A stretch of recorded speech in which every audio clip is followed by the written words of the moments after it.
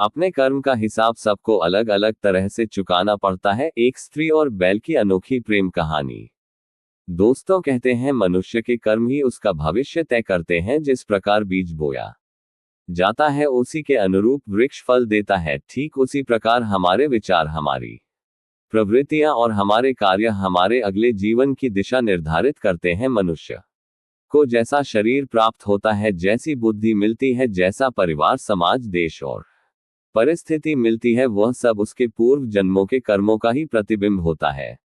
जीवन में जो भी हमें प्राप्त होता है, सुख या दुख, सम्मान या अपमान, धन या दरिद्रता, वह कोई संयोग नहीं बल्कि हमारे ही कर्मों का प्रतिफल है। ये कहानी उसी रहस्य को उजागर करती है। कैसे मनुष्य अपने पूर्व जन्म के अधूरे कर्मों का हिसाब चुकाने के लिए फिर से जन्म लेता है, और वही लोग जो कभी हमारे अपने थे, नए रूपों में फिर हमारे जीवन में लौटते हैं। कोई माँ बनकर, कोई भाई बनकर, कोई पशु बनकर, तो कोई केवल कर्मों का प्रतीक बनकर। यह कथा हमें न केवल जीवन और पुनर्जन्म की गहराइयों से परिचित कराती है, बल्कि यह भी सिखाती है कि वर्तमान में किए गए कर्म ही हमारा भविष्य गढ़े हैं। यही धर्म है, यही विज्ञान है और यही जीवन का अटल नियम भी। नमस्कार दोस्तों, कोई कल्पना नहीं बल्कि एक सच्ची घटना पर आधारित कथा है, जिसमें छिपा है पुनर्जन्म का चौंका देने वाला रहस्य। इस कहानी में एक माँ घोड़ी बनती है, एक भाई को बैल बनना पड़ता है, पत्नी को एक गरीब घर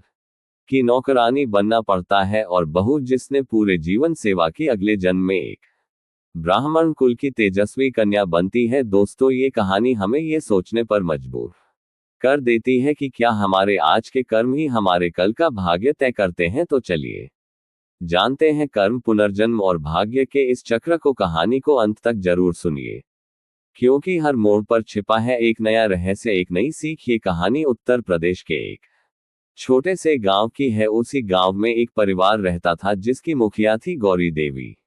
वह एक वृद्ध मगर मजबूत इच्छा शक्ति वाली महिला थी। उनके पति का देहांत बहुत पहले हो गया था, लेकिन उन्होंने कभी हार नहीं मानी और अपने दोनों बेटों को अकेले ही पाल पोस कर बड़ा किया। उनके दो बेटे थे, बड़ा बेटा विवेक और छोटा बेटा आकाश। विवेक स्वभाव से शांत, मेहनती और जिम्मेदार था, जबकि आकाश जरा नाजुक मिजाज और मां के दुलार में पला हुआ एक लापरवाह युवक बन गया था। गौरी को दोनों बेटों से बहुत प्रेम था, लेकिन जाने अनजाने उसका झुकाव छोटे बेटे आकाश की ओर ज्यादा था। वह उसकी हर इच्छा तुरंत पूरी कर देती थी, डांटने या रोकने की जगह उसे और ज्यादा दुलार देती थी। समय बीतता गया और जब बेटों की उम्र शादी की हो गई, तो गौरी ने विवाह की तैयारियां शुरू की। विवेक की शादी एक समझदार लेकिन आराम पसंद लड़की सरला से हुई, जबकि आकाश का विवाह एक मेहनती और ईमानदार लड़की कविता से किया गया। शादी के बाद घर की तस्वीर धीरे धीरे बदलने लगी।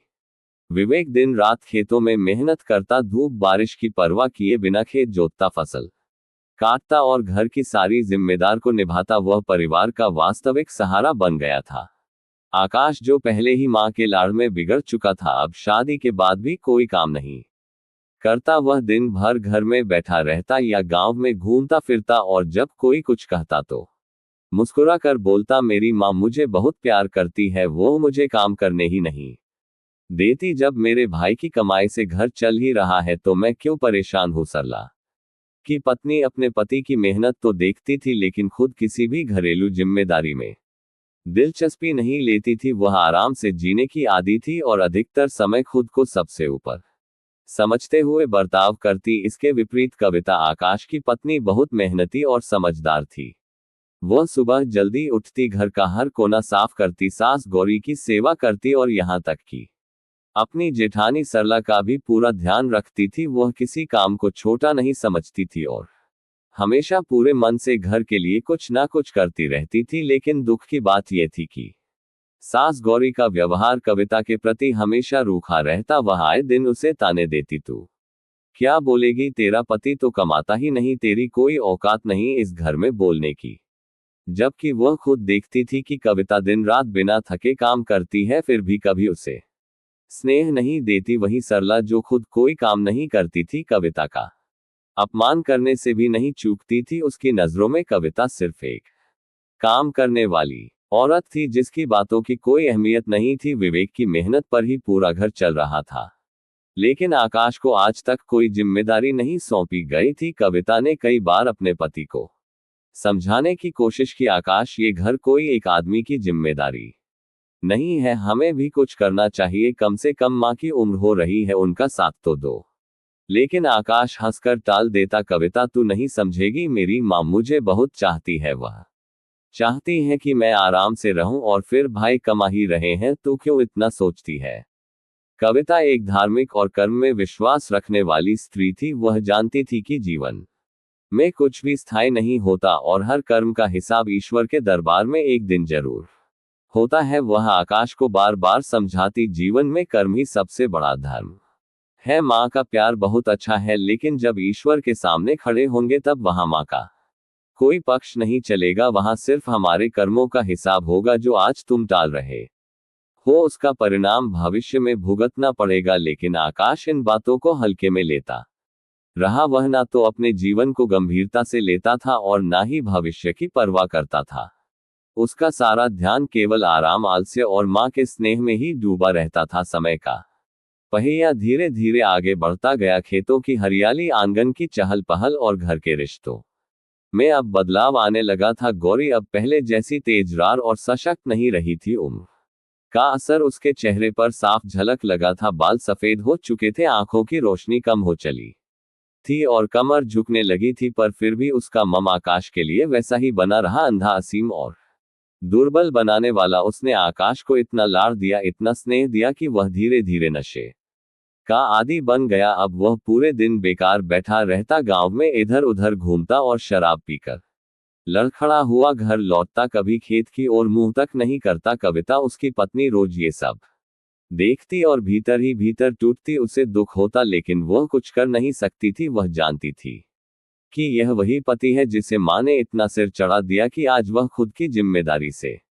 ही भाग रहा है। दूसरी ओर विवेक और कविता ने मिलकर हर कठिनाई का डटकर सामना किया। वे हर दिन एक नई चुनौती के साथ उठते, कभी खेत में फसल की चिंता, कभी घर की जरूरतों की पूर्ति, कभी रिश्तों की उलझने। दोनों ने मिलकर परिवार को संभालने का प्रयास कभी नहीं छोड़ा, लेकिन नियति को शायद कुछ और ही मंजूर था। सरला, विवेक की पत्नी, अब भी अपने पति की मेहनत को कभी सम्मान की नजर से नहीं देखती थी। वह अब भी अपने अभिमान में डूबी रहती, यह सोचकर कि उसका पति कमाता है इसलिए वह खुद कुछ भी ना करे तब भी चलेगा। वह कभी घर के कामों में हाथ नहीं बटाती। घर की हर जिम्मेदारी धीरे धीरे विवेक के कंधों पर ही आ गई थी। वह चुपचाप सब कुछ सहता रहा, खेतों का काम, घर का बोझ और अपनों की बेरों। फिर भी उसने कभी शिकायत नहीं की। वह जानता था कि यह जीवन शायद तपस्या का एक रूप है जिसे उसे निभाना ही होगा। उधर आकाश और सरला को इस सब की कोई परवाह नहीं थी। उन्हें फर्क नहीं पड़ता था कि घर कैसे चल रहा है, कौन कितना संघर्ष कर रहा है। वे अपने अपने ढंग से जीवन जीते रहे, एक नशे में डूबा, दूसरा घमंड में चूर। समय यूं ही गुजरता गया। गौरी अब बहुत बुजुर्ग हो चुकी थी। एक दिन वह चुपचाप इस दुनिया को छोड़कर चल बसी। उसके जाने के बाद घर की चूल्हे तो हिली, पर जीवन फिर भी अपनी गति से चलता रहा। वक़्त ने करवट ली और फिर इन सभी के बच्चे हुए। वे बड़े हुए और धीरे धीरे वे बच्चे भी अब अपने माँ बाप की तरह उम्र दराज होने लगे। सबसे पहले आकाश की तबीयत बिगड़ी। वह जो जीवन भर सिर्फ नशे और आलस्य में डूबा रहा, उसके शरीर ने अब जवाब देना शुरू कर दिया था। वह बीमार रहने लगा और अंततः एक दिन चुपचाप इस दुनिया से विदा हो गया। उसका जीवन बिना किसी उपलब्धि के समाप्त हो गया, लेकिन उसका आत्मिक सफर वहीं खत्म नहीं हुआ। समय और आगे बढ़ा। कुछ समय बाद विवेक की भी मृत्यु हो गई। उसने पूरा जीवन मेहनत, त्याग और सहनशीलता में बिता दिया था। उसका जाना पूरे परिवार के लिए एक गहरी कमी बनकर रह गया। फिर सरला भी इस संसार को छोड़कर चली गई, उसी घमंड और रूखेपन के साथ जो उसने जीवन भर ओढ़ रखा था। अंत में कविता, वह स्त्री जिसने सबके लिए अपना जीवन समर्पित कर दिया, जिसने अपमान सहा, सेवा की, फिर भी कभी अपने कर्मों से पीछे नहीं हटी, वह भी इस संसार को त्याग कर चली गई। इन सब का ये जीवन समाप्त हो चुका था, पर उनकी आत्माएं अभी मुक्त नहीं हुई थी, क्योंकि जीवन तो खत्म हो सकता है, लेकिन कर्मों का लेखा जोखा अब भी बाकी था। दोस्तों, गर्मियों की एक सुनहरी सुबह थी जब एक प्रतिष्ठित ब्राह्मण परिवार में एक प्यारी सी बच्ची ने जन्म लिया। पूरे घर में खुशी की लहर दौड़ गई। परिवार वालों ने उसे बड़े प्रेम से संध्या नाम दिया। वह जन्म से ही अत्यंत सुंदर, तेजस्वी और बुद्धिमता थी। जिस घर में वह जन्मी वहां धार्मिक वातावरण था, वेद पुराणों का पाठ होता था और ईश्वर में गहरी आस्था रखी जाती थी। बचपन से ही संध्या में कुछ अलग बात थी। वह अक्सर गहरी बातों में खो जाती, चुपचाप बैठकर कुछ सोचती रहती, मानो वह कोई बीती हुई दुनिया को याद कर रही हो। जब वह 7-8 साल की हुई तब उसके स्वप्नों में पुराने घर, खेत, माँ और रिश्तेदारों की छवियां उभरने लगी। वह कभी कभी नींद में बोलने लगती थी, आकाश, गौरी, विवेक, भैया। उसके माता पिता पहले तो इसे बच्चों की कल्पना समझते रहे, लेकिन धीरे धीरे ये साफ हो गया कि संध्या को अपने पिछले जन्म की स्मृतियां लौटने लगी हैं। इसी बीच किसी दूसरे गांव में एक प्रभावशाली जाट परिवार में एक बच्चे ने जन्म लिया। उसका नाम रखा गया अर्जुन। अर्जुन बचपन से ही तेज तर्रार और साहसी था, लेकिन जब वह सिर्फ 11 साल का था तभी उसके पिता का निधन हो गया। उसने बहुत कम उम्र में ही घर और खेत की जिम्मेदारी अपने कंधों पर उठा ली। गांव में उसकी इज्जत बढ़ती गई। वह निर्णय लेने में तेज था, बोलने में प्रभावशाली और स्वभाव से न्यायप्रिय। गांव के लोग उसे सम्मान से देखते थे। संध्या अब धीरे धीरे समझने लगी थी कि उसका ये जीवन उसके पिछले जन्म की ही अगली कड़ी है। उससे याद आया कि उसका नाम पहले कविता था। वह एक मध्यम वर्गीय परिवार में बहू बनकर आई थी, जहां उसने सास गौरी, पति आकाश और जेठ विवेक के साथ जीवन बिताया था। उसे ये भी याद आया कि आकाश, जो कभी जीवन में मेहनत नहीं करता था, अब इस जन्म में एक बैल के रूप में जन्म ले चुका है, और वह भी उसी जाट परिवार में जहां अर्जुन यानी विवेक ने पुनर्जन्म लिया था। ये जानकर संध्या को बहुत आश्चर्य हुआ, लेकिन साथ ही उसने ये भी महसूस किया कि यह सब कर्मों की गहरी योजना है। आकाश, जिसने पिछले जन्म में मेहनत से भागा, आज पशु रूप में खेत जोतने को मजबूर है। वहीं गौरी, जो बेटे के मोह में अंधी होकर उसे बिगाड़ बैठी थी, अब एक घोड़ी के रूप में उसी परिवार में पैदा हुई थी, जो आज भी सेवा में लगी है, बिना किसी विकल्प के।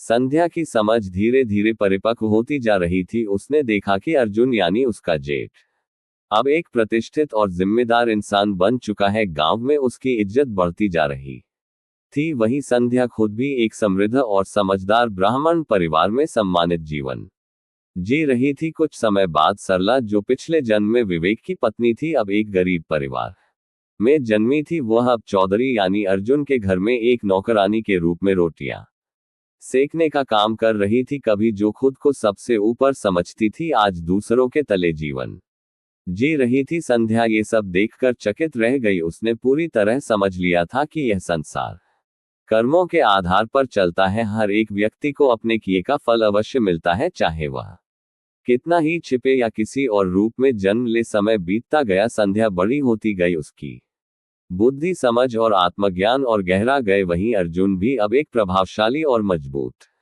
नेतृत्व करने वाला युवक बन चुका था, और उधर वही बैल, जो कभी आकाश था, अब बड़ा हो चुका था। लेकिन जब भी उसे खेत में जोतने के लिए ले जाया जाता, वह जिद्दी बनकर बैठ जाता। वह एक कदम भी आगे नहीं बढ़ता, चाहे कितनी ही हांकी लगाई जाए। किसान धनीराम उसे हाँक डांटता, मारता, लेकिन बैल जैसे किसी पुराने बोझ से दबा हुआ रहता। वह काम नहीं करता, मानो उसे अपने पुराने जीवन की यादें सताती हो, और वह जानता हो कि पहले भी उसने जीवन में कभी श्रम नहीं किया था। इधर सरला, जो कभी विवेक की पत्नी थी, अब एक बेहद साधारण जीवन जी रही थी, रोटियां बनाकर, हाथ फैलाकर और दूसरों की सेवा करके। वही संध्या, जो पहले कविता थी, अब एक आदर्श और समृद्ध जीवन में आगे बढ़ रही थी। दोस्तों, समय बीतता गया। संध्या अब 18 वर्ष की हो चुकी थी। वह न सिर्फ सुंदर थी, बल्कि उसकी आंखों में एक गहराई थी, जैसे वह संसार से कुछ अधिक जानती हो, कुछ ऐसा जो औरों से छिपा हुआ हो। उसके माता पिता ने उसकी शादी तय कर दी थी, एक अच्छे कुल में समझदार और सरल स्वभाव वाले युवक आदित्य से उसका विवाह होना था। संध्या को अब भी अपने पिछले जन्म की यादें स्वप्नों में आती थी। कभी माँ गौरी, कभी पति आकाश, कभी जेठ विवेक, और कभी अपने बीते जीवन की वह सारी घटनाएं, जिनमें उसने कर्म और त्याग से जीवन को जिया था। लेकिन उसने कभी किसी से कुछ नहीं कहा। वह चुपचाप सब सहती रही और पूजा पाठ, ध्यान और ईश्वर की आराधना में खुद को डुबो रखती थी। उसके मन में एक शांति थी, लेकिन साथ ही एक अधूरापन भी, जैसे कोई पुराना आरण बाकी हो। आखिर वह दिन आ गया जब संध्या की डोली सजी शहनाइयां की गूंज के बीच बारात आई और पूरे रीति रिवाजों के साथ विवाह संपन्न हुआ। जब संध्या विदाई के लिए तैयार हुई तो आंखों में आंसू थे, पर मन में एक अजीब सी शांति भी थी। विदाई का समय था, डोली चल रही थी। संध्या अपने मायके से विदा होकर ससुराल की ओर जा रही थी। रास्ते में जब डोली गांव के बाहर खेतों से गुजर रही थी, तभी उसकी नजर एक दृश्य पर पड़ी जो उसके हृदय को झकझोर गया। एक खेत के किनारे एक बैल बैठा हुआ था, वह हिल भी नहीं रहा था। पास में एक किसान हरिया उसे हाँकने की कोशिश कर रहा था, लेकिन बैल टस से मज नहीं हो रहा था। कभी डांटता कभी मारता, पर बैल जैसे किसी गहरे विचार में डूबा हुआ था। संध्या की आंखों में एक चमक आई, वह एकदम सावधान हो गई, जैसे कुछ पहचाना हो। उसने तुरंत कहा, डोली रोकिए। उसका पति आदित्य चक गया, क्या हुआ, इतनी जल्दी क्यों रोकवा दिया? डोली, संध्या ने गंभीर स्वर में कहा, बस तनिक रुक जाए, मुझे कुछ करना है। आदित्य ने संध्या की बात मान ली। डोली रोकी गई। संध्या भारी गहनों से लदी थी, हाथों में मेहंदी, पैरों में पायल और चेहरे पर शादी की चमक, पर इस वक्त उसकी आंखों में एक गंभीरता थी, एक अजीब शांति और दृढ़ता। वह धीरे धीरे डोली से नीचे उतरी और सीधा उस बैल के पास चली गई। पास जाकर उसने बड़े प्यार से उसके सिर पर हाथ फेरा। अचानक बैल कांप उठा, उसकी आंखों में जैसे पहचान की एक झलक चमक गई। उसके शरीर में एक कंपन सा हुआ, जैसे वह इस स्पर्श को जानता हो, पहचानता हो। संध्या की आंखें भर आई। उसने धीरे से बैल के कान में कहा, तुम्हें याद है ना, तुम कौन थे? मैं कविता थी और तुम मेरे आकाश थे। बैल के कान खड़े हो गए, उसकी आंखों से भी आंसू गिरने लगे। संध्या ने देखा, वह समझ गया है, उसके अंदर की आत्मा जाग गई है। फिर उसने पीछे मुड़कर मजदूरों से कहा, इसे मत मारो, ये कुछ नहीं बोलेगा, पर इसे सब याद है, कर्म प्रधान होता है। यह अब भी अपने पुराने कर्मों का फल भुगत रहा है। गांव वाले हैरान हो गए, यह नई दुल्हन आखिर ऐसा क्या बोल रही है? पर संध्या जानती थी कि ईश्वर का न्याय कभी गलत नहीं होता, हर व्यक्ति को वही मिलता है जो उसने अपने कर्मों से अर्जित किया होता है। फिर उसने बैल के कान में और भी धीमे से कहा, जो चौधरी है ना, वही तेरा भाई है विवेक।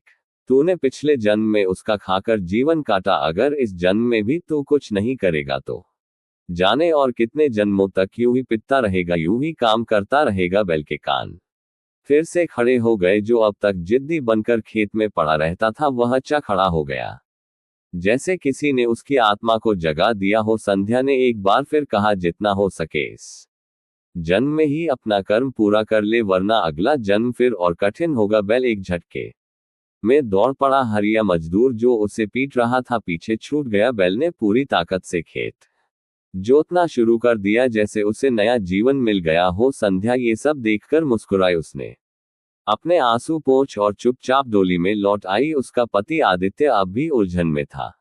उसने धीरे से पूछा, तुमने उससे ऐसा क्या कहा? क्या तुम्हें कोई मंत्र विद्या आती है?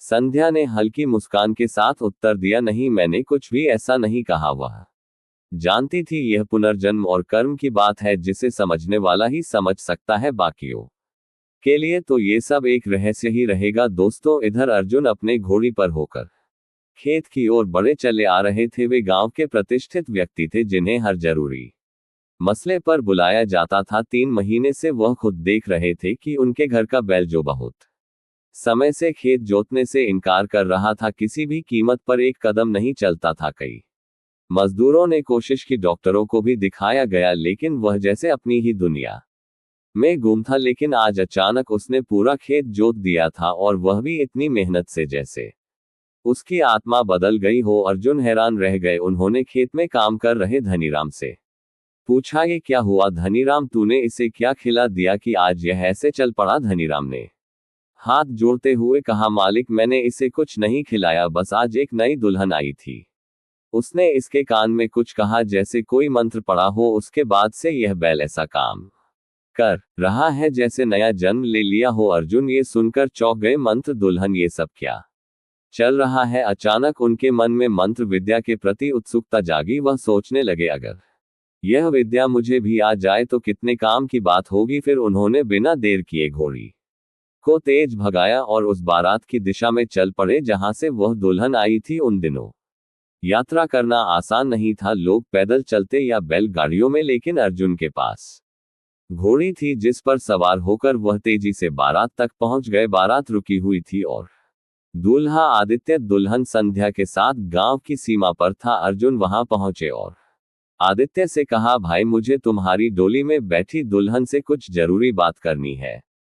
आदित्य, जो एक ब्राह्मण कुल का सीधा सच्चा युवक था, ये सुनकर थोड़ा नाराज हुआ। उसने कहा, यह उचित नहीं है, किसी पराये पुरुष को हम अपनी स्त्री से बात करने की अनुमति नहीं दे सकते। अर्जुन ने संयम से जवाब दिया, भाई बात साधारण नहीं है। जिस बैल के कान में तुम्हारी पत्नी ने मंत्र फूंका है वह बैल मेरा है और अब वह खेत जोतने लगा है। ये कोई साधारण बात नहीं, मुझे उससे बात करनी ही होगी। मैं अर्जुन हूं चौधरी और मुझे सारा गांव जानता है। आदित्य को अर्जुन की प्रतिष्ठा का भान था। उसने बात की गंभीरता को समझा और संध्या को डोली से बाहर आने की अनुमति दे दी। संध्या धीरे धीरे बाहर आई, घूंघट ओढ़े हुए उसके चेहरे पर वही शांत तेज था जिसकी गहराई को कोई छू नहीं सकता था। अर्जुन ने थोड़े मजाकिया लहजे में कहा, बेटी मैं ना तेरे गांव का कोई देवर हूं ना कोई जेठ, फिर भी तू मुझसे पर्दा क्यों कर रही है? संध्या ने धीरे और आदर के स्वर में कहा, आप ही को लगता है कि आप कुछ नहीं लगते, लेकिन सच तो ये है कि आप मेरे जेठ हैं और जेठ का सम्मान करना हर महिला का कर्तव्य होता है। ये सुनकर अर्जुन बिल्कुल अवाक रह गए। मैं तेरा जेठ ये कैसे हो सकता है? संध्या ने धीरे से कहा, आपका नाम पिछले जन्म में विवेक था, मैं आपकी देवरानी थी कविता, मेरे पति का नाम था आकाश और आपकी पत्नी थी सरला। ये सुनकर अर्जुन का शरीर जैसे सिहर उठा। उसके चेहरे पर अब संदेह की जगह भय और हैरानी थी। ये कैसे हो सकता है? ये सब तो असंभव लगता है। संध्या ने शांति से कहा, जेठ जी यही सच्चाई है। अब आप बताएं, आपने हमारी डोली क्यों रोकी है? आपको क्या जानना है? अर्जुन ने सांस गहरी भरी और बोला, अगर ये सब सच है और तुम्हारा पुनर्जन्म हुआ है तो मुझे ये बताओ, तुमने उस बैल के कान में ऐसा क्या कहा कि वह अचानक काम करने लगा? संध्या ने अपना घूंघट थोड़ा और नीचे किया, फिर बेहद शांत स्वर में कहा, जेठ जी वह बैल कोई और नहीं, आपका ही छोटा भाई आकाश है। अर्जुन की आंखें फटी की फटी रह गई। संध्या आगे बोली, और जिस घोड़ी पर आप सवार होकर आए हैं ना, जिसे आप रास्ते भर चाबुक मारते हुए लाए हैं, वह और कोई नहीं, आपकी पिछले जन्म की मां गौरी है। ये सुनकर अर्जुन जैसे जड़ हो गए। उन्हें विश्वास ही नहीं हो रहा था कि जिन पशुओं के साथ वह रोज का व्यवहार कर रहे थे वह उनके अपने ही रिश्तेदारों के पुनर्जन्म है। संध्या ने कहा, आपकी मां गौरी ने पिछले जन्म में छोटे बेटे आकाश को बहुत लाड़ दिया, आप पर उतना स्नेह नहीं लुटाया। अब वह एक घोड़ी बनकर आपके ही घर सेवा कर रही है और जो औरत आज आपके घर में रोटियां सेक है, जिसे आपने मजदूरी पर रखा हुआ है, वह कोई और नहीं, आपकी पत्नी सरला है, पिछले जन्म की। अर्जुन का दिल अंदर से हिल चुका था। वह अब तक खुद को गांव का राजा समझता था, लेकिन आज उसे समझ में आया कि कर्मों का हिसाब हर जन्म में चुकाना पड़ता है। संध्या ने अंत में कहा, मैं वही कविता हूं जिसने अपने सभी रिश्तों का कर्ज चुका दिया है। अब मेरा इस कुल से कोई नाता नहीं रहा, लेकिन आपका हिसाब अभी बाकी है। जब संध्या ने अर्जुन को सच्चाई बताई कि वह बैल उनका छोटा भाई आकाश है और वह घोड़ी उनकी मां गौरी, तो अर्जुन के भीतर एक तूफान उठ खड़ा हुआ। संध्या ने गंभीर स्वर में कहा, जेठ जी यह जो सब कुछ आपके आसपास घट रहा है, ये कोई संयोग नहीं है, ये सब कर्मों का परिणाम है। यह आपका भाग्य नहीं, बल्कि आपके और आपके परिवार के कर्मों का प्रतिफल है। आप सब इस जन्म में उसी कर्ज को चुकाने आए हैं जो पिछले जन्म में अधूरा रह गया था। फिर संध्या ने विनम्रता से प्रणाम करते हुए कहा, अब मेरी आपसे आज्ञा है जेठ जी, क्या मैं अपने पति के साथ अपने नए जीवन की ओर चली जाऊं, क्योंकि मैंने अपने हिस्से का हर चुका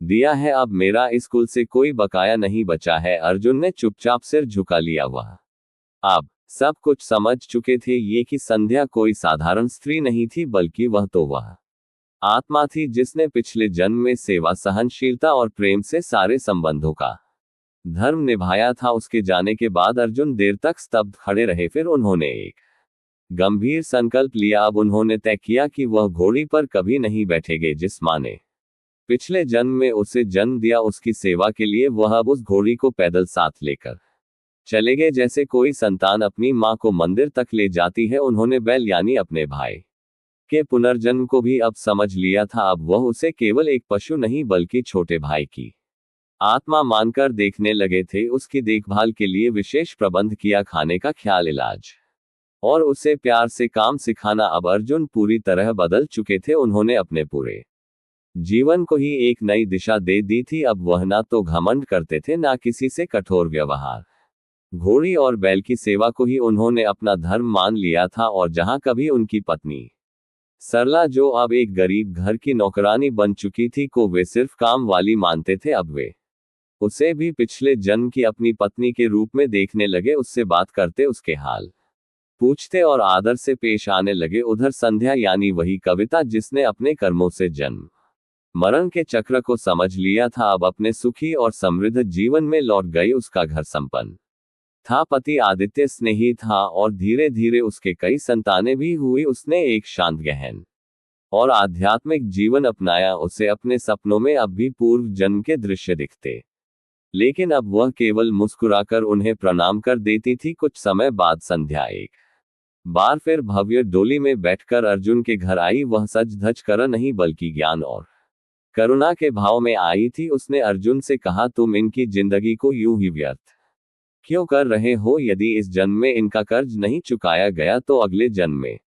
फिर वही सिलसिला शुरू होगा। जन्म मरण का चक्र यूं ही चलता रहेगा। कोई किसी का कर्ज चुका रहा है तो कोई किसी से कोई अधूरा रिश्ता पूरा करने आया है। अब अर्जुन की आंखें पूरी तरह खुल चुकी थी। वह इस बात को गहराई से समझ चुके थे कि पशु इंसान रिश्ते, ये सब केवल आत्मा की यात्रा के पड़ाव हैं और जीवन तब तक रुकता नहीं जब तक कर्मों का साफ पूरा ना हो जाए। अब वह बैल से भी खेत का काम करवाने लगे, लेकिन बहुत सम्मान और स्नेह से। उसे कभी मारते नहीं, प्यार से बुलाते, चल छोटू आज थोड़ा काम कर लेते हैं, कल तुझे आराम देंगे। घोड़ी से भी कुछ जरूरी यात्राएं करने लगे, लेकिन अब उसे चाबुक से नहीं हकते, उसके लिए पानी रखते, सहला और उसकी थकान मिटाते। अर्जुन ने अपने कर्म सुधार लिए थे। उसने अब जीवन को दूसरे दृष्टिकोण से देख सीख लिया था। उधर संध्या अपने घर लौट गई, जहां वह अब सुखपूर्वक संतानों के साथ एक आनंदमय जीवन जी रही थी।